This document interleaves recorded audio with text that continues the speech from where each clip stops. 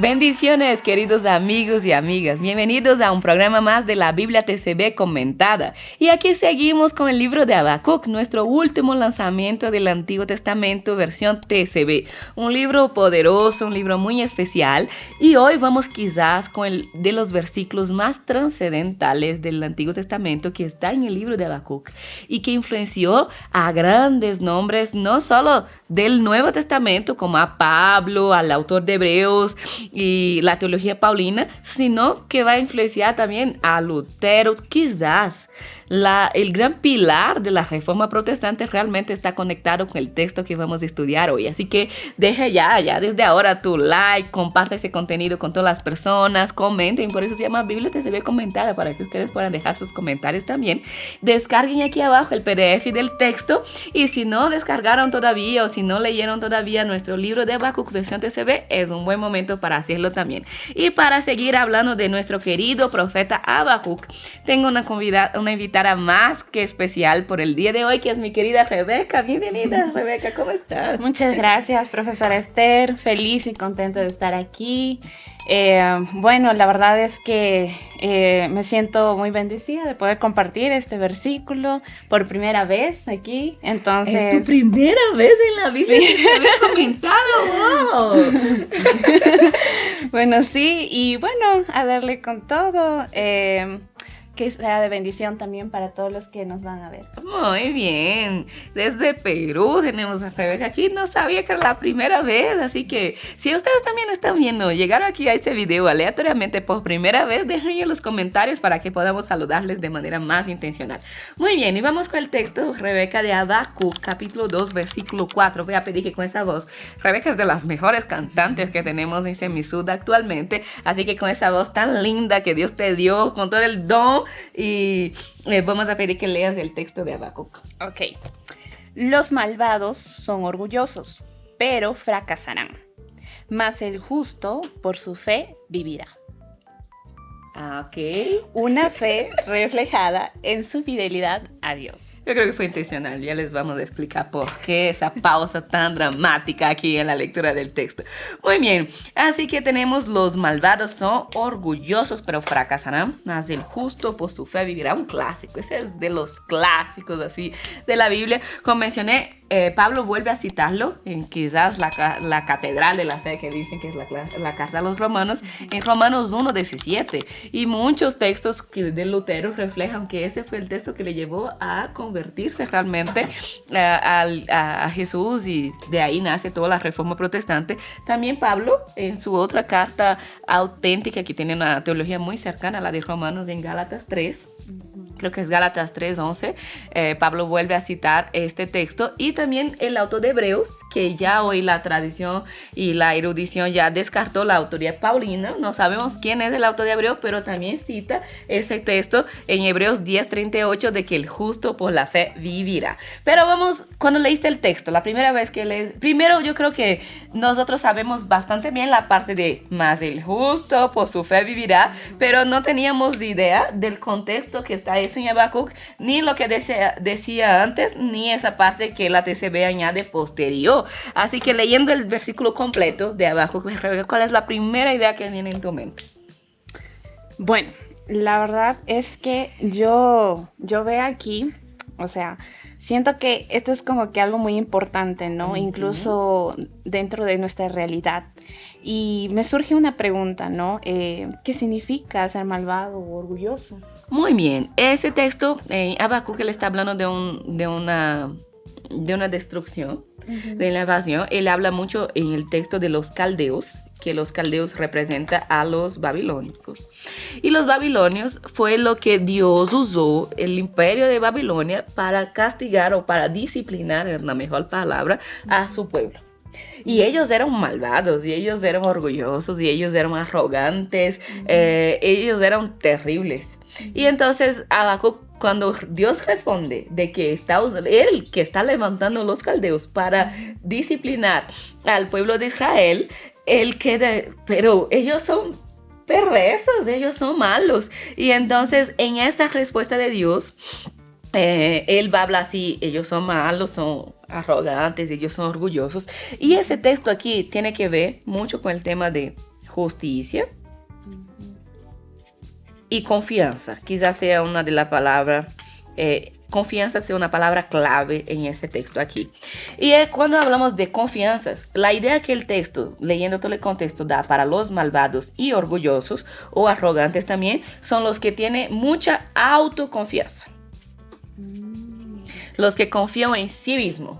Porque como les mencioné, la idea central del texto es el tema de la confianza. Entonces, los orgullosos y malvados es el que hace ese contrapuesto de los que son autoconfiantes, que son arrogantes o pone toda su confianza en ellos mismos, en sí mismos, ¿no?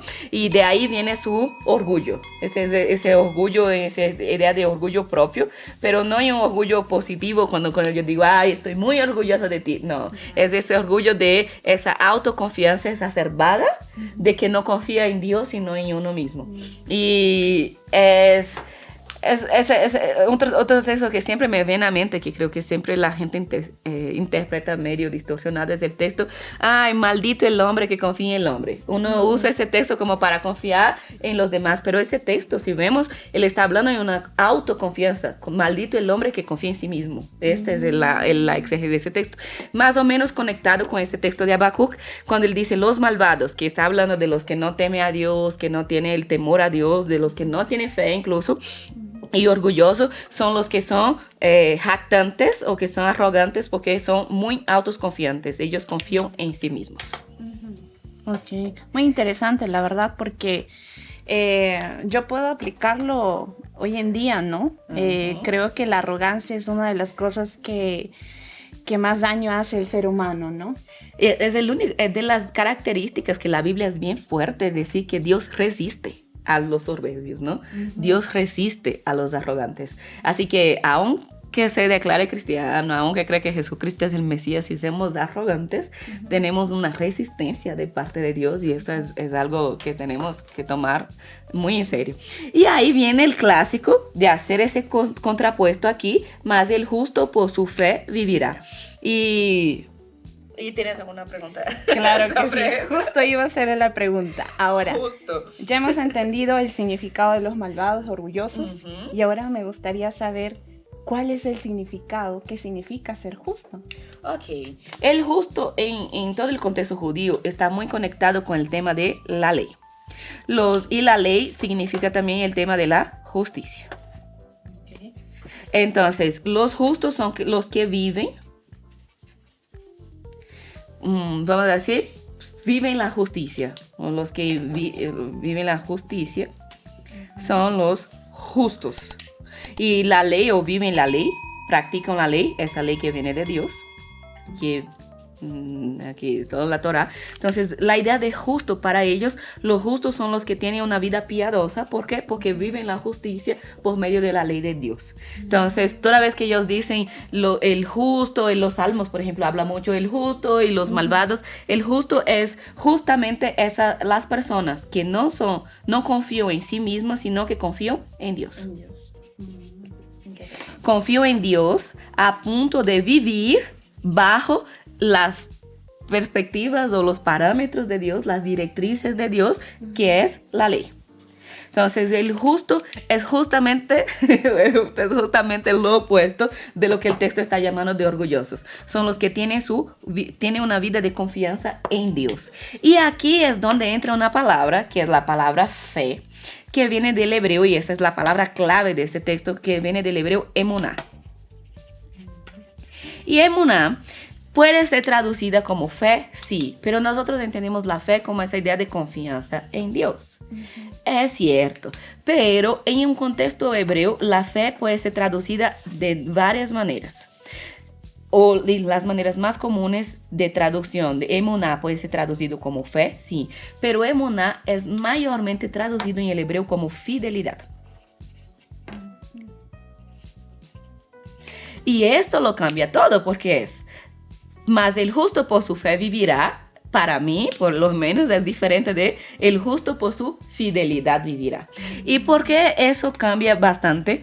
Y porque incluso en el hebreo hay una parejita que en los salmos traducimos mucho, que es el Hesed y el Emuná, que la cuestión es que para ellos el amor, el Jesús significa amor.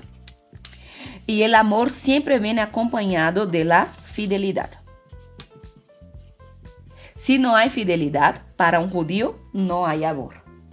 Entonces, por eso que ellos por lo general traducen la palabra emuná como fidelidad a Dios. Es como ellos están en un contexto donde hay una crisis, donde la gente es malvada, donde la gente rechazó la ley. La ley de Dios ya no tiene, dice Habacuc, ya no tiene valor, y por eso está en una sociedad decadente. Y Habacuc está haciendo un diagnóstico a través de sus oraciones y las respuestas de Dios de por qué esto todo sucedió, porque ellos están siendo castigados por Dios a través de los caldeos. ¿Por qué? Porque no fueron fieles.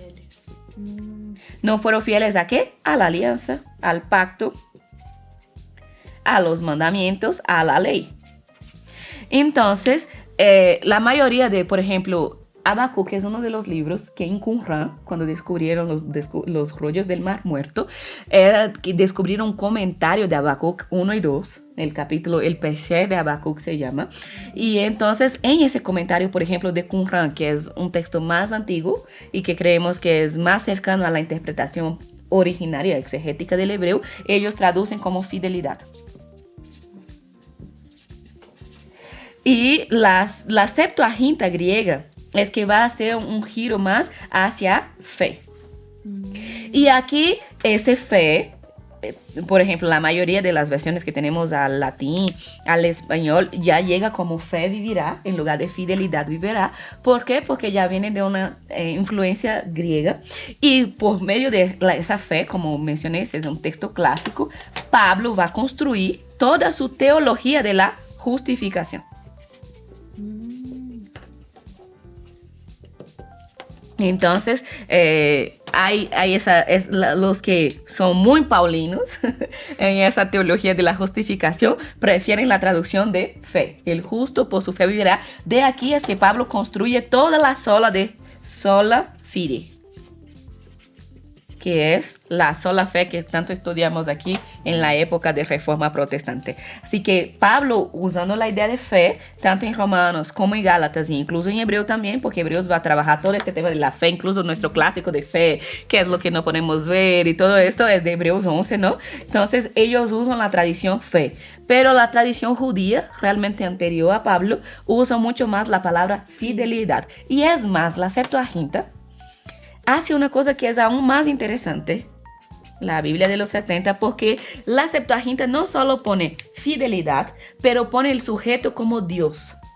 La Septuaginta pone algo así: pero el justo por mi fidelidad, o sea, la fidelidad de Dios, vivirá. O sea, va a vivir por medio, no porque solamente Él es fiel, pero porque Dios es fiel, y para sostener su fidelidad, Dios hace el justo vivir. Entonces la Septuaginta aún pone esa idea de la fidelidad, pero pone una fidelidad de Dios, lo que es aún más interesante, o daría un giro aún más grande a este versículo. Así que tenemos 3 teorías aquí interesantes, y vamos a pedir a nuestra audiencia, ¿ustedes qué prefieren? ¿El justo por su fe vivirá? ¿El justo por su fidelidad vivirá? ¿O el justo por la fidelidad de Dios vivirá? ¿Cuál es a ti, Rebeca, cuál es la idea que más te gusta?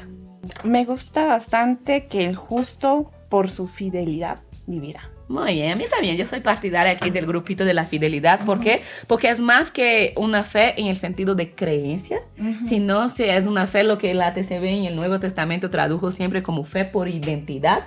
¿Cómo es que nosotros reflejamos una fe por identidad? Por medio de la fidelidad a Dios. Y como Habacuc, que es un texto tan complicado de traducción, como tiene tantas posturas, es por eso que la TCB hace una extensión del significado para poder agradar a todos. Como dice el doctor Yatensi, vamos a hacer una traducción salomónica, es lo que dice él, ¿no?